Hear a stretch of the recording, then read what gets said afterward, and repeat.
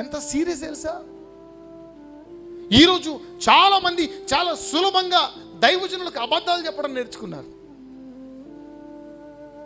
ఆదిమ అపోస్తలుల కాలంలో ఏమండి, వారి భూమిని వారు అమ్మి ఆ వచ్చిన దానిలో కొంచెం దాచుకొని అబద్ధం చెప్పారు. ఒక మానవీయ కోణంలో ఆలోచిస్తే అది తప్పంటారా, రైట్ అంటారా? వాళ్ళ డబ్బు వాళ్ళు కొంచెం ఉంచుకున్నారు కదా అనిపిస్తుంది కదా. కానీ దైవజనులు అపోస్తలులు వారి పాదముల దగ్గరకు వచ్చిన ఆ ధనాన్ని చూసి, ఓ అననీయ సప్పిరా, సాతానుడు ఎందుకు మీ హృదయమును ప్రేరేపించాడు కొంత సొమ్మును దాచుకోవడానికి? ఇంతే వచ్చిందంట. అంతే వచ్చింది. ఎంత సింపుల్గా అబద్ధాలు చెప్తున్నానండి.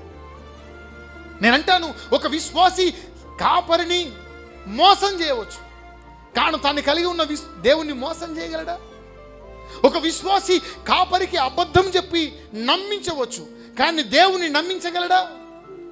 ఒక విశ్వాసి కాపరి ముందు నటించవచ్చు, కానీ దేవుని ముందు నటించగలడా? ఆలోచన చేయండి అమలరా. మన భక్తి జీవితం, మన విశ్వాస జీవితం యథార్థమైనదిగా, పవిత్రమైన మనస్సాక్షి కలిగి ఏక మనస్సుతో కూడుకున్నదై ఉండాలని పౌలు గారు సంఘానికి బోధిస్తున్నాడు.